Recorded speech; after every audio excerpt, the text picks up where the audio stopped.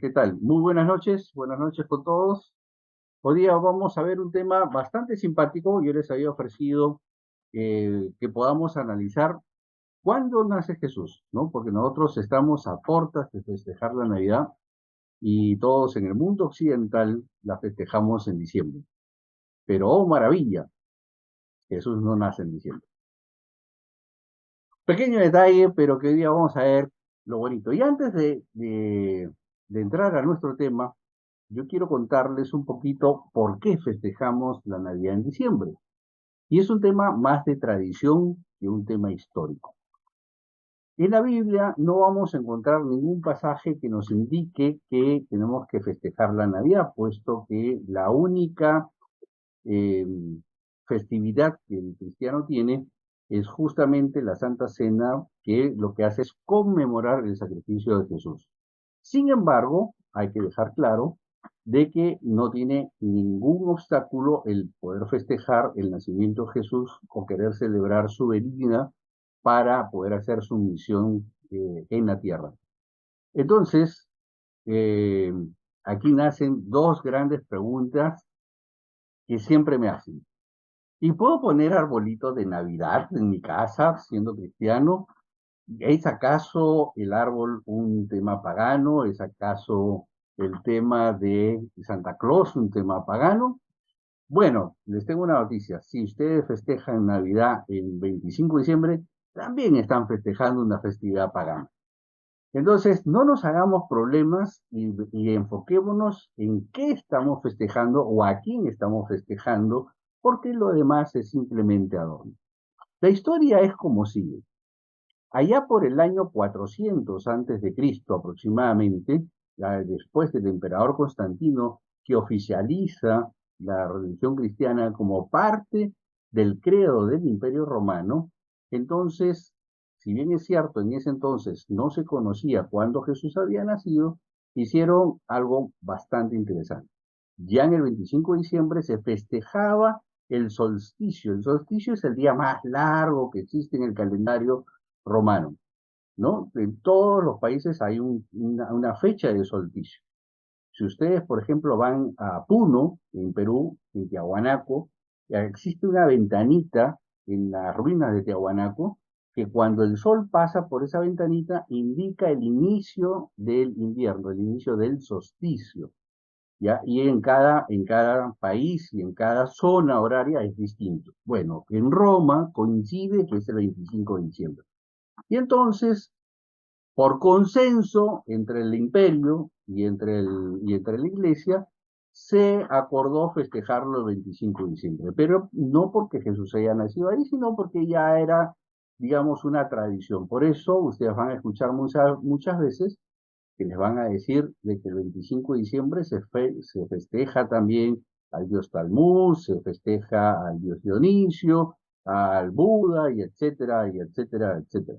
Entonces, lo importante en la festividad de la Navidad no es tanto la parte circunstancial, que puede ser el arbolito, el nacimiento o el Papá Noel, sino realmente qué hay en tu corazón para festejar.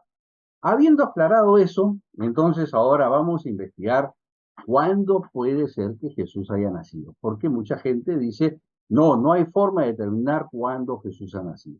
Bueno, yo hice una investigación bastante larga y la razón por la que no he hecho láminas para hoy día es porque nos echaríamos una clase de 3 horas. Entonces yo les voy a ir contando y después les voy a pasar también un video donde ya es un resumen del estudio que hice.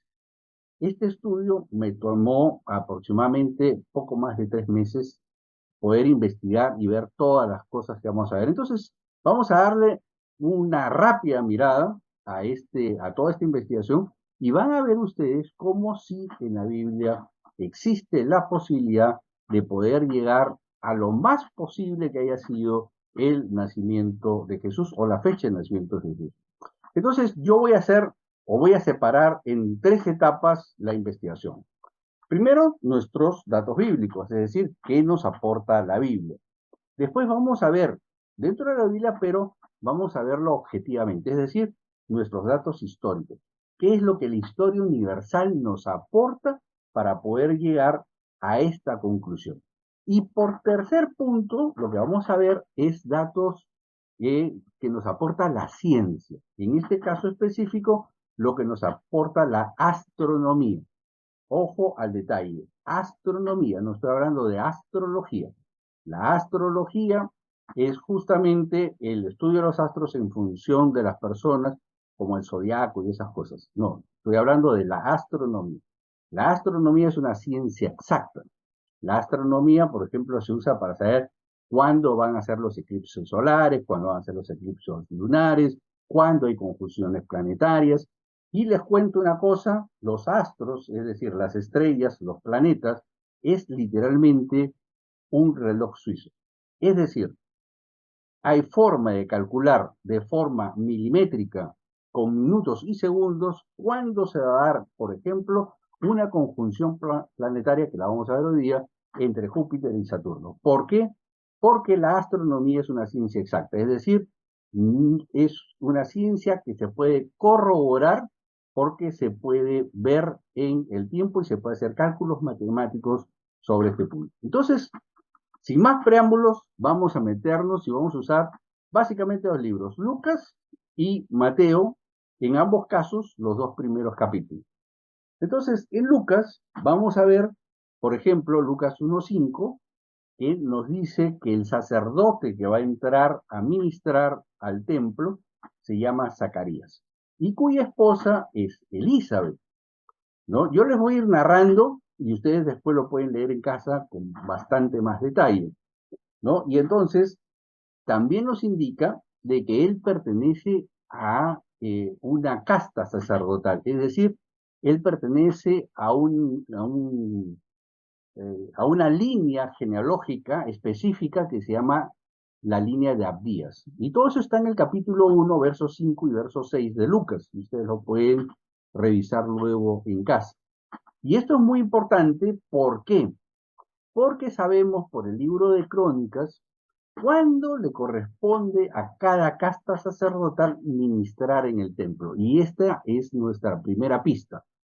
Entonces, en el libro de Crónicas, en el capítulo 24, se establece cuál va a ser el orden para cada casta sacerdotal. Es decir, se va a establecer en qué mes del año les toca a cada uno de ellos ministrar. Por eso sabemos, gracias al dato Lucas, que nos dice que Zacarías pertenecía a la línea de Abías, podemos definir que le tocaba ministrar en el mes de Sivan. El mes de Sivan cae más o menos a mediados del mes de mayo, inicia hacia mediados del mes de mayo. Recordemos que en el pueblo de Israel se hizo un calendario lunar distinto al calendario solar que nosotros usamos. Nosotros usamos un calendario que va de enero a diciembre, que tienen entre 30 y 31 días, ¿no es cierto? Y el calendario judío, el año nuevo, empieza literalmente en un mes distinto al nuestro. Ellos no arrancan en el mes de enero. Entonces, a esta orden sacerdotal de Zacarías, que es el esposo de Elizabeth, que van a ser los padres de Juan el Bautista, le toca ministrar en el mes de mayo, o sea, a mediados del mes de mayo, ¿no? Y nos cuenta, nos narra en el verso 9 de Lucas 1, estamos en el capítulo 1 de Lucas, de que entonces entra a administrar, porque le tocó entrar al lugar santísimo a ofrecer las ofrendas, y se le aparece el ángel, ¿no? Y entonces ahí vamos a ver una narración que el ángel le dice que ellos van a tener un hijo, al cual van a llamar Juan. Ahora, como antecedentes, Elizabeth era estéril, es decir, ellos no tenían hijos. Y entonces esto correspondería a una señal divina, a una señal de que Elizabeth va a concebir por la gracia de Dios. Entonces el ángel le dice que sus oraciones han sido escuchadas y que su esposa va a concebir un niño y que ese niño va a cumplir una función específica dentro del mundo profético de Israel, ¿no? Entonces, él no lo cree, por eso el ángel le dice, vas a enmudecer hasta el día que nazca el niño. Y bueno, él sale y se dan cuenta que efectivamente, por las señales que él hacía, se dan cuenta de que había visto una señal, ¿no? Entonces el pueblo dice, debe haber visto una señal. Entonces, el primer dato que tenemos es que este ángel se le aparece a este sacerdote Zacarías, que va a ser el papá de Juan Bautista, a mediados del mes de mayo, ¿no? Entonces, termina el turno, los sacerdotes ejercían por turnos, evidentemente termina su turno, se va a su casa, obviamente no tenemos que ser muy eh, eruditos para darnos cuenta que obviamente está con su esposa, la esposa concibe de acuerdo a lo que el ángel le había prometido, y entonces podemos definir que Elizabeth queda en estado, digamos que hacia inicios del mes de junio o probablemente hacia mediados del mes de junio. Y ahí tenemos nuestra primera pista, porque recordemos de que Elizabeth es pariente de María, que será la mamá de Jesús. ¿Ok? Todo esto está en el relato y yo les estoy contando un poco el resumen para que no nos salga una clase de 3 horas, sino podamos comprimirlo en unos 40 minutos. Entonces ya tenemos la primera pista. Este Zacarías, se le aparece el ángel, dice que va a concebir, le tocó servir en el mes de mayo, se lo podemos saber por segunda de Crónicas. Entonces nuestra primera pista es que Elizabeth sale embarazada hacia finales de mayo o la primera quincena de junio. Correcto, digamos que es los primeros días de julio. Y después continúa el relato, miren qué interesante, y se le aparece en el verso 26 del capítulo 1 el ángel Gabriel a María, ¿no? Y le dice, y concebirás y tendrás un hijo, y mira que tu pariente Elizabeth ya es su sexto mes, ojo al detalle, es el sexto mes de quién? De Elizabeth. O sea, es decir, en el sexto mes del embarazo de Elizabeth, se le aparece el ángel a María y le dice que va a concebir por obra del Espíritu Santo. ¿Correcto? Entonces, ya tenemos nuestra segunda pista. Se le aparece el ángel a María y le dice que su prima, que es Elizabeth, ha concebido y que ya tiene 6 meses. Ojo al dato, porque el siguiente verso nos dice de que María va a visitar a Elizabeth y entonces cuando María hace la salutación, o sea, el saludo, dice que Elizabeth siente que su hijo, que está en el vientre todavía, recordemos que tiene 6 meses, salta de emoción y entonces Elizabeth es la que le dice, oh María, tú estás embarazada. No se lo dice así literalmente, ¿no? Pero le dice, bendito el fruto de tu vientre. Es decir, que María en ese momento había comenzado su periodo de gestación. Pero ojo el detalle. Recordemos que Elizabeth había salido embarazada cuando? En julio. Junio más 6 meses, porque recordemos que el relato nos dice de que Elizabeth ya tenía 6 meses de embarazo, entonces estamos hablando de que María sale embarazada en diciembre. ¿Correcto? ¿Hasta ahí me siguieron? ¿Hasta ahí me entendieron? ¿Está todo claro? Si alguien se pierde, por favor, levante la mano y me va diciendo. Entonces, es interesantísimo porque entonces ahora ya podemos decir de que si María, por el relato, sale embarazada en diciembre y sabemos que el tiempo de gestación son 9 meses, diciembre más 9 meses, estamos hablando de eh, finales de septiembre, inicios del mes de octubre. Ahora, ¿qué otros datos nos dan para que podamos corroborar que estamos hablando de fines de octubre, o fines de septiembre, inicios de octubre? Y en los datos son el siguiente. En el mismo relato vamos a encontrar de que dice que los pastores, cuando nace Jesús, dice que los pastores estaban con el rebaño pernoctando, es decir, estaban en la noche pernoctando. Recordemos que en Israel, al igual que toda la zona nórdica, es contrario a lo que es el tiempo en nuestro lado del hemisferio. Mientras que para nosotros, el mes de diciembre es el inicio del verano, para ellos es el invierno. Entonces, una costumbre que tienen hasta el día de hoy los beduinos es que cuando hace mucho frío, el rebaño duerme dentro de la tienda, porque hay que cuidarlo del frío. Entonces, si el relato nos dice de que los pastores estaban afuera pernoctando con el rebaño, ya nos está diciendo de que es un clima templado. Entonces ya nos está diciendo, o que bien, estamos hablando del otoño, es decir, de fin del verano, inicios del invierno, o viceversa, fines del invierno, inicios del verano. Porque para estar afuera, yo no puedo estar en el invierno, tengo que estar en un tiempo que el ambiente me permita estar fuera y dormir con mi rebaño fuera. Por ende, diciembre desde ya, por el relato y por todo lo que estamos viendo, descartado al 100% porque diciembre en la tierra de Israel es invierno y hace un frío de la Madonna. Entonces, ¿qué otro dato nos suele dar el relato? ¿Qué otro dato vamos a sacar de acá? Si ustedes leen con cuidado, y acá es donde nace la confusión, porque todo el mundo dice que Jesús nació en el establo. Jesús no nació en ningún establo, y ahora se los voy a demostrar por qué. Las leyes judías prohíben que tú duermas con los animales. Entonces, ya de por sí, de ninguna manera Jesús nació en un establo. ¿Dónde nace el error? Que cuando el relato de Lucas nos dice que Jesús nace, dice que la madre, o sea, María, lo envuelve en pañales y lo acuesta en un pesebre. Ojo, lo acuesta en el pesebre, no nace en el pesebre. ¿Se dan cuenta de la diferencia? ¿Qué cosa es el pesebre? Ahí vamos al detalle. El pesebre es una especie de comedero para los animales. Y ahí está la confusión. ¿Por qué?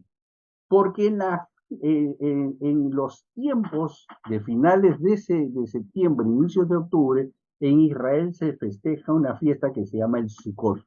Es la fiesta más alegre que existe en Israel. De todas las fiestas que se celebran en Israel, estamos hablando de las fiestas religiosas, la fiesta del Sukkot es la fiesta más importante. Es la fiesta en la cual se rememora el tiempo en el desierto, es decir, cuando ellos migraron de Egipto hacia Israel, y entonces se construyen unas especies de cabañas en las afueras de las casas, donde supuestamente por 7 días ellos deben de pernoctar en esas.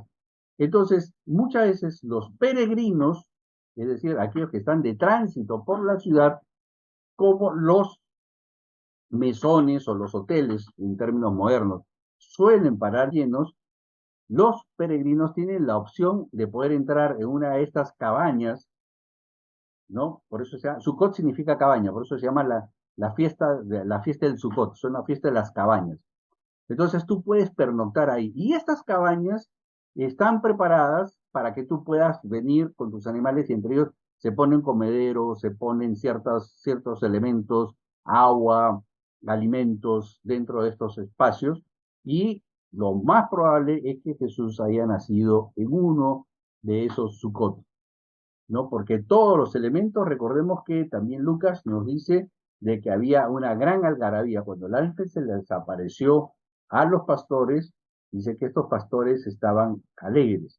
La fiesta del Sukkot es la única fiesta donde hay alegría por doquier. Es decir, es una fiesta muy alegre, como ya lo he explicado, y por ende calza perfectamente con el relato. Entonces eso ya nos va ubicando que el nacimiento de Jesús, con todos los datos que hemos encontrado y desenterrado en la Biblia, nos está ubicando que Jesús muy probablemente haya nacido entre fines de septiembre, inicios del mes de octubre, durante la fiesta del Sukkot, por todos los relatos que vamos encontrando, ¿no? Y dice que los pastores en la noche con el rebaño, el ángel les anuncia, ¿no? Y se forma una gran algarabía, lo cual calza con esto, con el relato y con el tema. Entonces, vamos ahora, y ya más o menos hemos ubicado que Jesús nace hacia fines de septiembre, inicios de octubre, fines de septiembre, inicios de octubre, ahora tenemos que ubicar en qué año. La gran pregunta ahora es, ¿en qué año? Porque todos dicen que Jesús murió a los 33 años. No, Jesús no murió a los 33 años. Y ahora vamos a descubrir por qué. Esto. Entonces vamos a otros datos que nos da la Biblia. Y ahora sí vamos a empezar a tomar datos de la historia universal. Vemos en Mateo 2, capítulo 2, verso 1, de que Herodes estaba gobernando cuando Jesús nace. ¿Hasta ahí me siguen? Bueno, sabemos ahora un dato exacto, que Herodes muere en el 4 AC. Ahora, ¿por qué no calza y por qué el año cero no viene a ser el nacimiento de Jesús?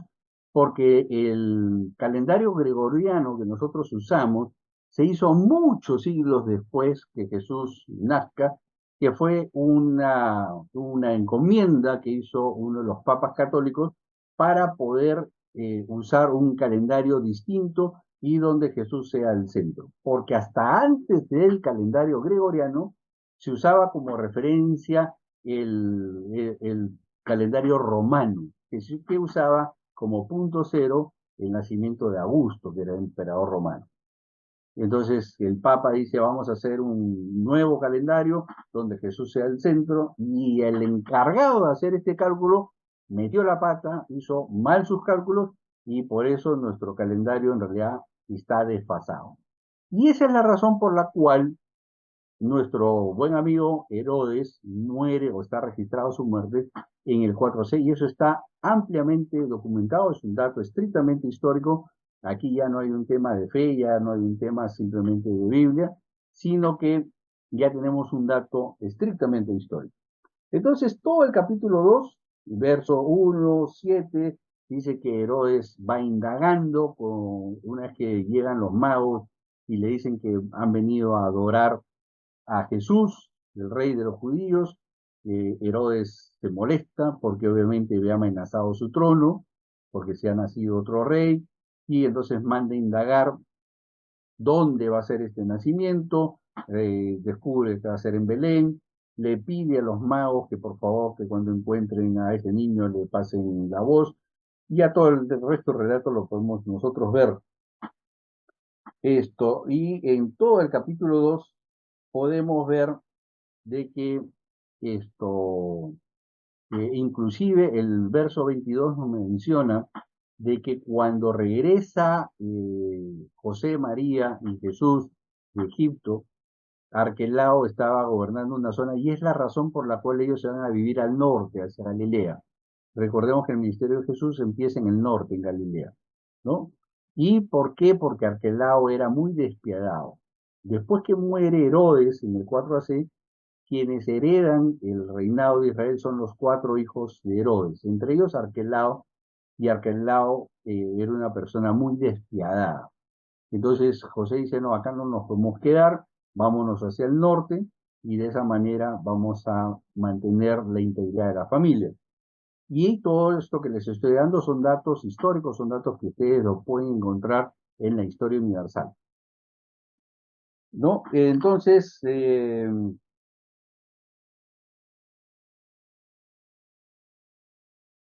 ahí también tenemos otro dato muy interesante, que dice un dato que salió un edicto de César Augusto. César Augusto gobierna entre el 27 AC y el 14 DC. Esto es muy interesante porque Lucas especifica de que es el primer censo de Cireno cuando José y María tienen que ir a Belén, y por eso Jesús nace en Belén. Ahora, ¿quién es Cireno? Cireno se llama Publio Sulpicio Quirino, y este dato histórico lo podemos encontrar, está mencionado por el historiador romano Tácito, que es un historiador del siglo I, que no es ni cristiano, no es judío, es un romano, es un historiador, por ende registra lo que la historia, lo que sucede en la historia, y punto. Por ende es un dato muy interesante porque en este caso Tácito nos está confirmando de que el dato que está usando Lucas es un dato cierto. Entonces, este Publio Sulpicio Quirino, que en la Biblia se le llama Cirenio, que es un nombre en griego, y Publio Sulpicio es el nombre en latín, en romano, este señor tiene dos mandatos en la zona de Siria. El primer mandato es entre el 10 AC y el 7 AC, y es un gobernador militar. Y en el segundo mandato es gobernador político, y empieza en el 3 DC, en adelante, y en el 6 DC, en el 6, en el año 6, se le quitan las tierras a Arquelaos y se le asignan a este Cirenio. Cirenio, o Publio Sulpicio, que es su nombre histórico, Publio Sulpicio hace un segundo censo en el 6 DC, que ese está muy ampliamente documentado y que muchas veces historiadores usan este dato para desacreditar el relato bíblico sobre el nacimiento de Jesús en Belén. Porque este segundo censo se hace en el 6 DC. Por eso es que Lucas reafirma que este evento se ocurre en el primer censo de Publio Sulpicio. En el año 7, en el año 7 AC, o sea, 7 años antes de Jesús, de acuerdo a nuestro calendario, este César Augusto da un edicto, que es un censo. Obviamente, quien lo ejecuta es el gobernador que está ahí. El emperador no viene de Roma, el emperador manda la orden y el quien ejecuta la orden es este señor Julio Sulpicio Quirino, ¿no? Y esto sucede en el 7 AC. Entonces ahora ya tenemos dos pistas nuevas que nos da la historia. Primera pista es que eh, cuando nace Jesús, Herodes está vivo. Si Herodes muere en el 4 AC, significa de por lo menos estamos hablando del 5 AC. ¿Hasta ahí me siguieron? ¿Correcto? Y ahora tenemos un segundo dato, que es el que nos está dando Lucas, que es que este evento, el nacimiento de Jesús, se da en el primer censo de Publio Sulpicio. Ahora, si el primer mandato de Publio Sulpicio se da entre el 10 AC y el 7 AC, entonces ahora ya podemos subir hasta el 7 AC con una buena documentación. Porque recuerden, estamos usando datos históricos, datos que podemos nosotros ver en la historia universal y podemos recopilar. Usamos sí el texto de la Biblia para poderlo ver, pero lo que estamos haciendo es jalar nuestros datos de la historia y estamos cruzándolos para poder determinar lo que ha sucedido aquí. Entonces, hasta ahora tenemos muy claro que Elizabeth sale embarazada en junio, María sale embarazada en diciembre, que su nacimiento muy probablemente es hacia fines de septiembre, inicios de octubre, que de acuerdo a la historia universal, ya estamos hablando de que el nacimiento de Jesús tiene que haberse dado por lo menos entre el 5 AC y el 7 AC. ¿Correcto? ¿Hasta ahí estamos todos claros? Entonces ya hemos visto la diferencia de los dos censos, tenemos la diferencia entre los dos censos, tenemos datos históricos que estamos basándonos en datos históricos sobre Herodes, que los tenemos muy bien registrados. Los datos de Herodes gobierna entre el 44 AC, para que tengan una idea, hasta el 4 AC, que es cuando muere, ¿no? Herodes es nombrado rey por el Senado romano en el 44 antes de Cristo, ¿no? Y es por eso que Herodes se considera rey y tiene el título de rey porque fue dado por el Imperio Romano.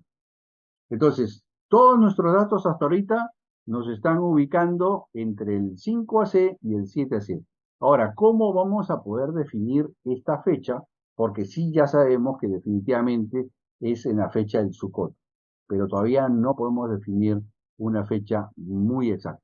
Ahora nos vamos a nuestros datos científicos, hacia nuestros datos astronómicos. Y para eso vamos a tomar los datos que vemos en Mateo. El primer dato que vemos en Mateo capítulo 2 es que nos habla de unos magos. Y aquí es importante hacer la siguiente salvedad. La palabra mago en griego tiene dos acepciones, porque nosotros cuando hablamos de mago nos imaginamos pues ese señor que agarra su copa, su sombrero de copa, mete la mano y saca un conejo, ¿no? Eso es lo que nosotros nos imaginamos cuando nos dicen la palabra mago. Bueno, y no está mal, porque efectivamente esa es una acepción del griego, es decir, aquella persona que te sorprende con un arte de engaño.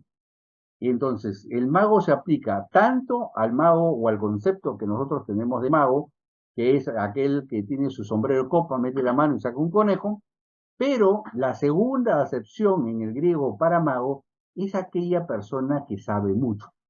Es decir, que como cuando te habla, te habla con mucha sapiencia, entonces tú dices, wow, cuánto sabe.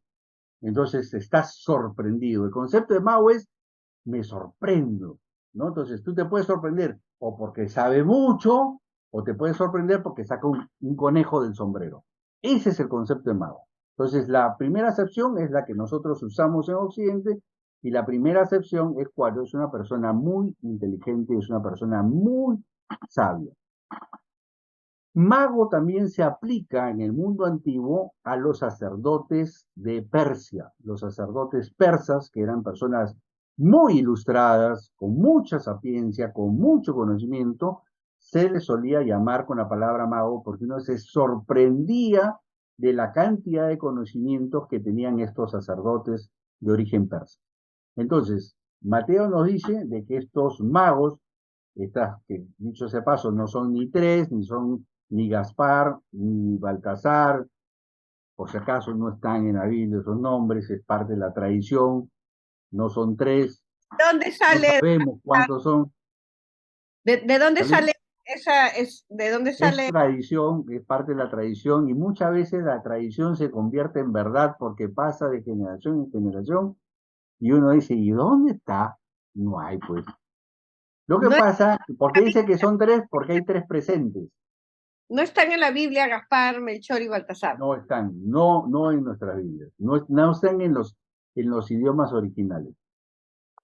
Solo se habla de que unos magos vinieron de Oriente, o sea, en plural. Pueden haber sido dos, pueden haber sido ocho, pueden haber sido 12. Los estudiosos piensan de que puede haber sido una caravana completa, ¿no? O sea, bueno, algunas personas ilustres acompañadas de una serie de personas que venían en la caravana. Lo interesante y en lo que nos tenemos que enfocar, que estas son personas de mucho conocimiento. Ahora, aquí viene lo más interesante, aquí sí me tienen que prestar bastante atención porque vamos a entrar a un tema de dato astronómico interesante. Lo que nosotros descubrimos en el relato de Mateo, en el capítulo 2, verso 9, dice de que ellos vieron en el oriente una estrella. El relato nos dice de que estos magos, estos sacerdotes, seguían la estrella.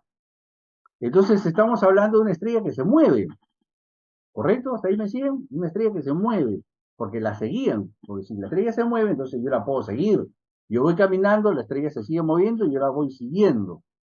Pero también el mismo relato nos dice de que la estrella, en un momento, se detuvo sobre el niño. Entonces, el segundo elemento astronómico que tenemos que ubicar es que esta estrella se mueve, se detiene, pero después se vuelve a mover, porque nos dice que después que se detuvo sobre el niño, dice que entran estos magos a conversar con Herodes y Herodes los despide y los magos se alegran porque vuelven a ver la estrella. Entonces, tenemos una estrella que tiene tres elementos. Se mueve, se queda quieta y se vuelve a mover. Ahora, ¿qué fenómeno astronómico nos puede dar? Porque ustedes van a escuchar de que es la conjunción de Júpiter con Venus, que es lo que normalmente aparece en la mayoría de los diccionarios bíblicos y en lo que muchos eruditos bíblicos, eruditos entre comillas, mencionan. Pero el gran problema de esta conjunción planetaria es que se ve una sola vez en el año, no se mueve y es fija. Todas las conjunciones planetarias se repiten cíclicamente. Por eso al inicio les decía de que la astronomía o los astros son un reloj suizo, porque las conjunciones planetarias, todas, absolutamente todas, son totalmente predecibles ahora porque se han estudiado a lo largo de los siglos. Entonces, para hacer corto a la historia, yo después les voy a pasar el video donde ustedes van a poder ver, hay una conjunción planetaria que es muy interesante, que es la conjunción de Júpiter y Saturno. ¿Qué es una conjunción planetaria? Es cuando dos planetas, cuando ustedes miran el cielo, van a ver unas estrellas muy brillantes. Esas estrellas brillantes son planetas. Las estrellas más pequeñas que vemos en el cielo son estrellas. Entonces, cuando dos planetas se empiezan a juntar, porque recuerden que todo gira alrededor del Sol, pero hay un momento en que están relativamente cerca desde nuestro punto de observación, es decir, nosotros desde la Tierra tenemos una perspectiva de las estrellas. Y entonces cuando estos planetas desde nuestro punto de observación se van juntando, se van acercando, se ven como si fueran una sola estrella. Por eso se ve más grande, se ve más deslumbrante y pareciera una estrella nueva. Pero en realidad son dos planetas que se han acercado y de esa manera hacen un deslumbramiento mucho más grande. Cuando esta conjunción, que fue descubierta por el astrónomo Kepler en 1603, descubrió de que la conjunción del planeta de Júpiter y Saturno, cuando sucede, ojo al detalle, cuando sucede en la constelación de Piscis, esta se repite cada 850 años clavado, exacto, milimétricamente, con minutos y segundos.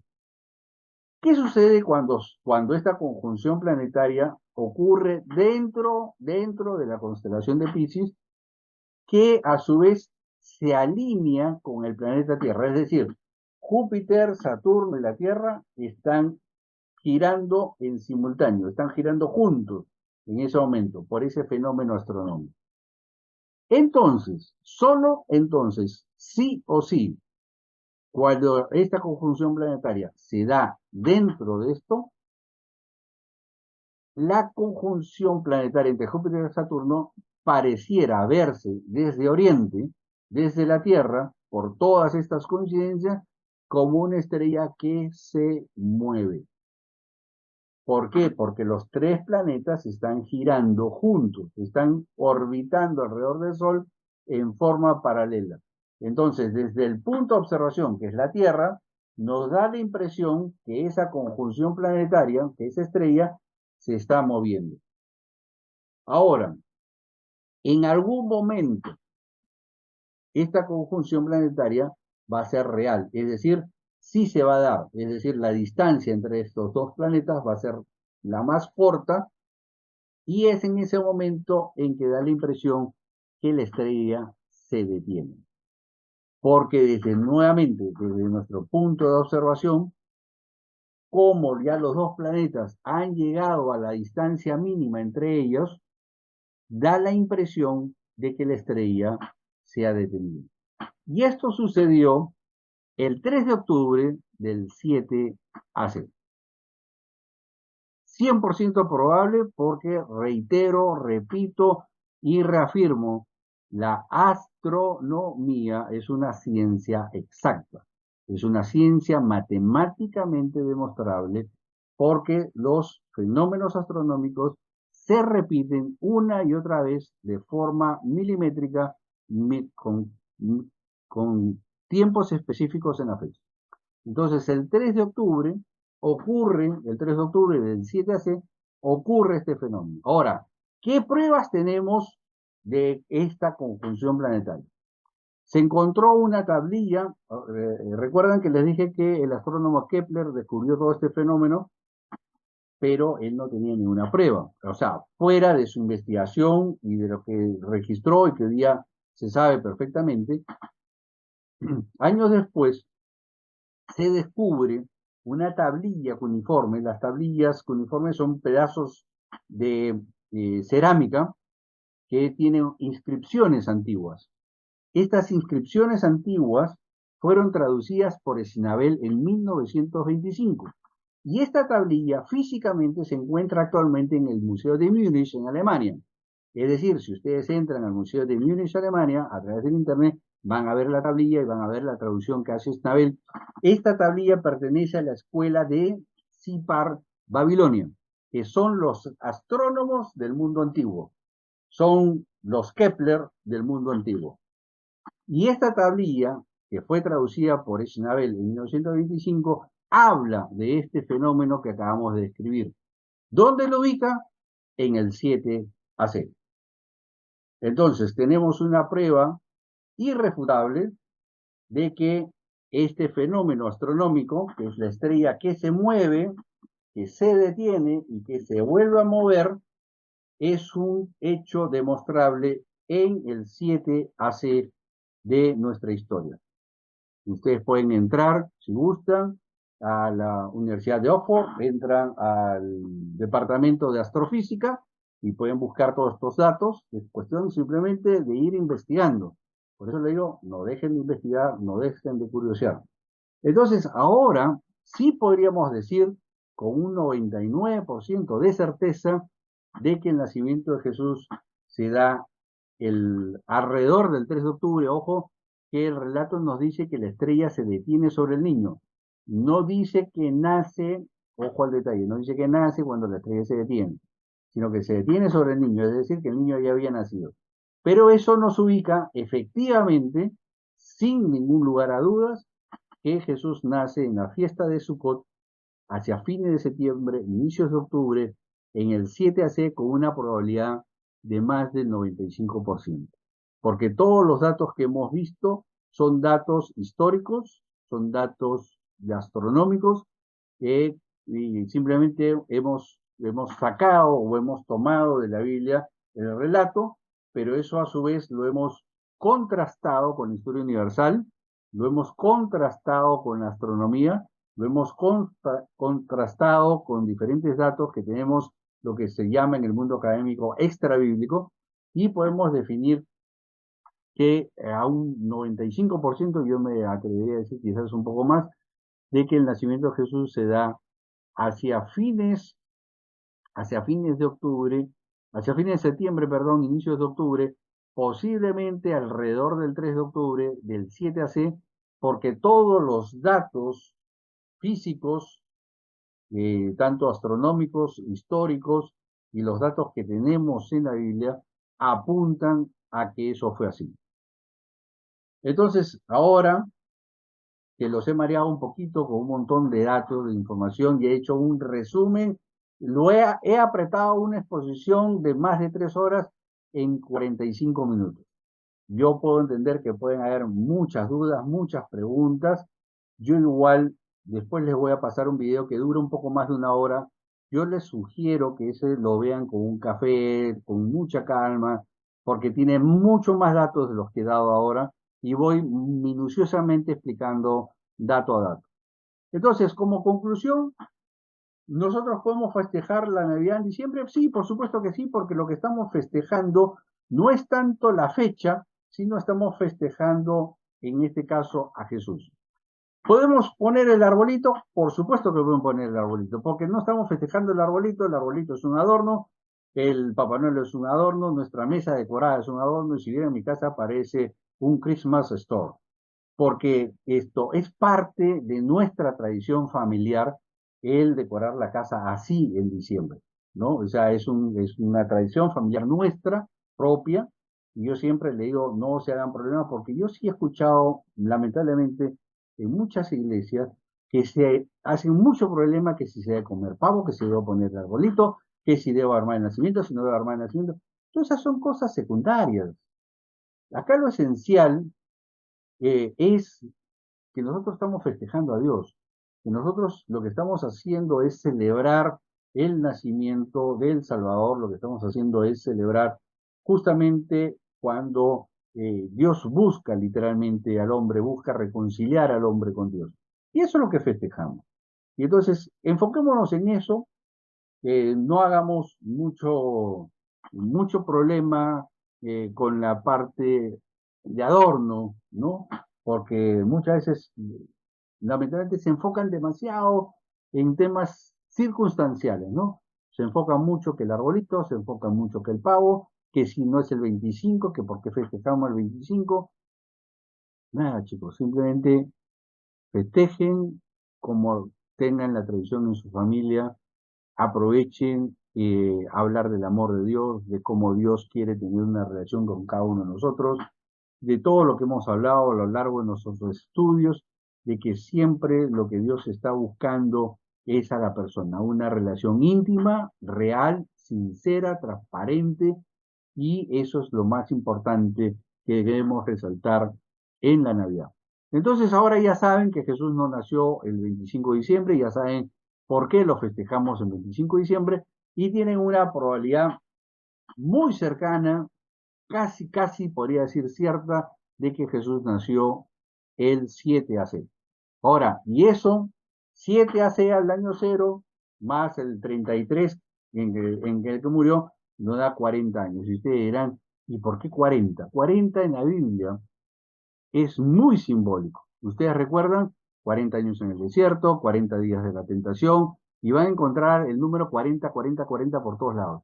Porque 40 en el mundo antiguo, el número 40 en Israel significa un ciclo que tiene un inicio, un propósito y un fin. No está hablando de un tiempo cronológico, es decir, no está hablando de 40 como años. Cuando ustedes encuentren 40 años en la Biblia o 40 días o 40 noches, o lo que está hablando que este es un ciclo completo, que puede haber sido 3 días, porque el 40 es simbólico. En la cultura hebrea el 40 es simbólico, porque al hebreo no le interesa darte una fecha cronológica, lo que le interesa es darte un mensaje que entiendas de que se ha cumplido un ciclo completo. Entonces, si yo tomo que Jesús, al final de cuentas, vivió 40 años, tiene un simbolismo porque está hablando de que es un ciclo completo, es decir, que Jesús tuvo un propósito completo que fue cumplido en ese periodo, donde ya es irrelevante el tiempo exacto, pero a ese número 40 me dice y me habla de que dentro de la cultura hebrea me está hablando de un ciclo cerrado, de un ciclo completo, de un ciclo que se ha completado. Hasta ahí vamos hoy día con la clase para que no nos extendamos más y pasaríamos a preguntas que me imagino, si han prestado atención, deben de tener más de una. A ver, las chicas. Naranjas. ¿Ninguna pregunta, chicas? Moniquita, no hay pregunta. Bueno, acá yo pues mi conclusión también es como, bueno, y también cuando fui descubriendo un poco más de Jesús, todo como que todo es una locura también, ¿no? De esto de Navidad, lo de la estrella de Belén, lo de los tres magos, lo que no es la fecha, ya, es como para reírnos, porque, ¿no? Es todo. Yo la clase pasada, Manuelita, les decía que sí, que hay que celebrar porque no podemos ser los pesados de que no, en la Navidad no, hoy día no nació Jesús y entrar en esas contradicciones porque además vivimos el mundo, hay que acomodarnos, pasarla bonito y todo, pero que hay que enfocarnos que es el cumpleaños de Jesús, ¿no? Que no hay que Mónica ha desenfocar. puesto un comentario ahí en el chat de que ella tenía la duda de que si los magos eran astrónomos. Sí, probablemente sí, esto, Mónica. ¿Por qué? Porque ¿cómo sabían ellos? Ya hemos visto de que tenemos evidencia física, tenemos la tablilla traducida por Snabel, que se encuentra en el museo, actualmente está en el Museo de Múnich de Alemania, que ha sido traducida y existe, o sea, la puedes ir y tocar si que tienes para ir hasta Alemania. Entonces la pregunta es, ¿y cómo sabían ellos? ¿Cómo sabían ellos eh, de esa lectura astronómica? Definitivamente yo pienso que sí, Mónica, tienen que haber sido, son magos, tienen que haber sido astrónomos. Por eso que se emplea la palabra mago en griego, ¿no? O sea, que es aplicada a sacerdotes persas o a gente de mucho conocimiento, que tú te asombrabas por el conocimiento. Entonces sí, es 99% de probabilidades de que estos magos persas, porque ojo, vienen de Oriente en relación a Israel, o sea, lo que hoy día es Irán, Irak, ¿no? Toda la zona persa. Y entonces, sí, 99% de probabilidad, Mónica, de que sí, estos angelitos hayan sido astrónomos, porque si no, ¿cómo nos explicamos que ellos supieron interpretar este fenómeno astronómico del movimiento de la estrella, ¿no? Tenían que haber tenido conocimientos astronómicos.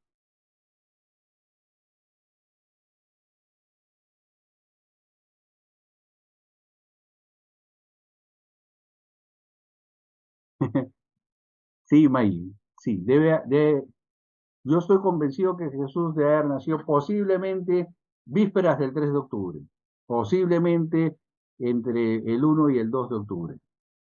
Es irrelevante llegar a la fecha exacta, ¿no? Pero sí, definitivamente, por lo que hemos leído en los relatos y por lo que podemos encontrar en la historia y por lo que podemos encontrar en la evidencia, lo que llamamos en el campo académico extrabíblico, es decir, no está en la Biblia, sino ya simplemente vamos a la historia, vamos a los temas que están afuera y que podemos usar para poder hacer el estudio, ¿no? Entonces, en el estudio podemos definir claramente que todos estos datos que hemos visto nos arrojan que Jesús nace en la fiesta del Sukkot por toda la descripción que hemos encontrado en el relato, por cómo se desarrolla la fiesta, y entonces calza perfectamente con la fiesta del Sukkot que se festeja justamente entre el fin de septiembre y el inicio de octubre. En esos 7 días de la fiesta, nace Jesús.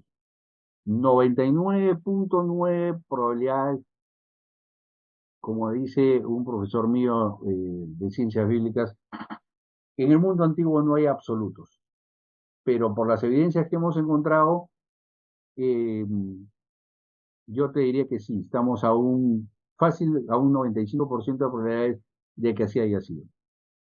Es más, yo esto lo he comentado con algunos amigos que son eh, profesores de ciencias bíblicas. Las ciencias bíblicas estudian esto a un nivel muy profundo y les he compartido esta posición que les he compartido hoy en la noche y les parece interesantísimo porque nunca lo habían visto así.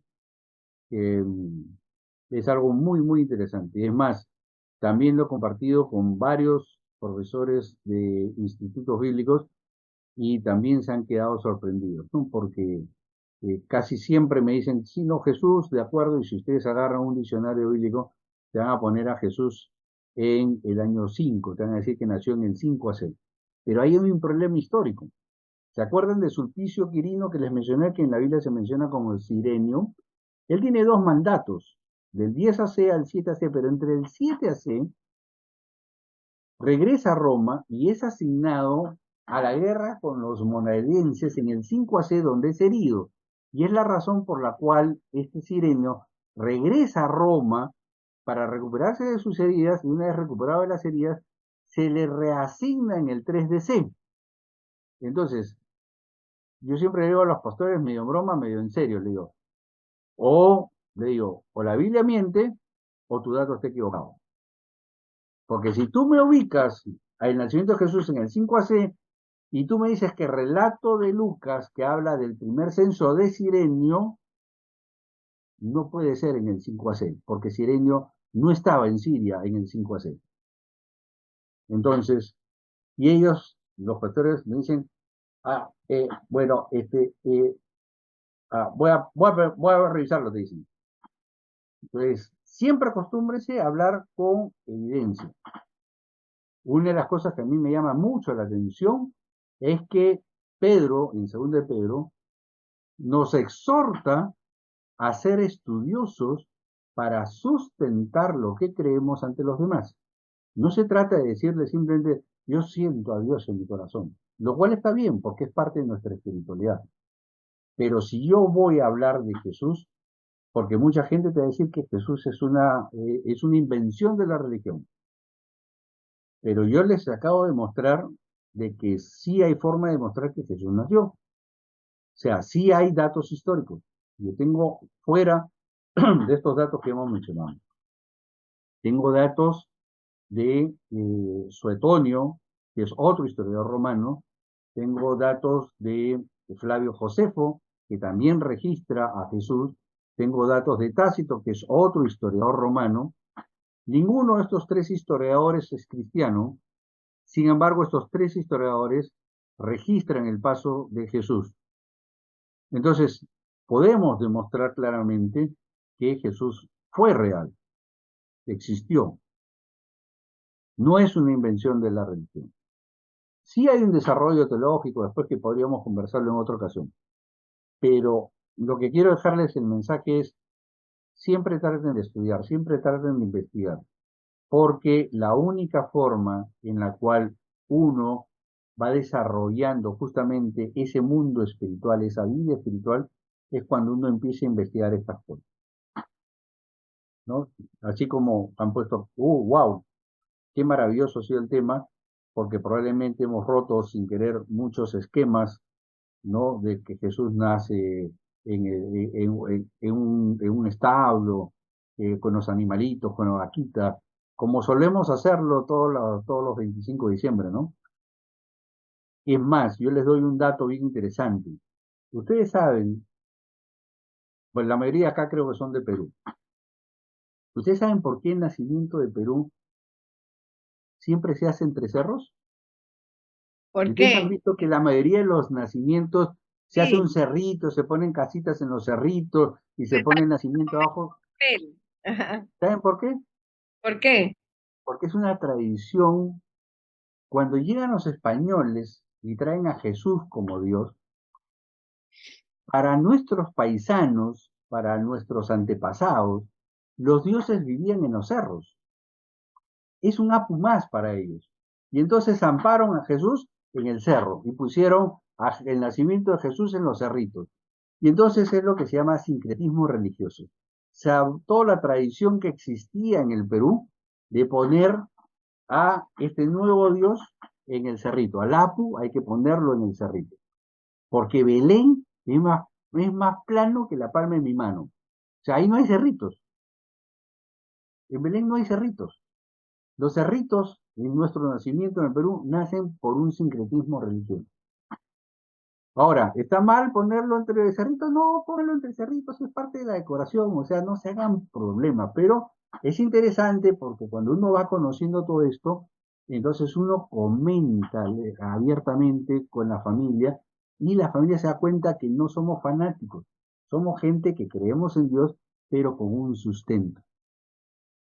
La gente le interesa a conocer de Dios, pero le interesa de que esto sea algo práctico, le interesa que esto sea algo real, que ellos puedan demostrarlo. Entonces, por eso, insisto, Pedro insiste mucho en que es nuestra responsabilidad estudiar todos estos temas para que cuando hablemos de Dios lo hagamos con objetividad y lo hagamos con una muestra de conocimiento.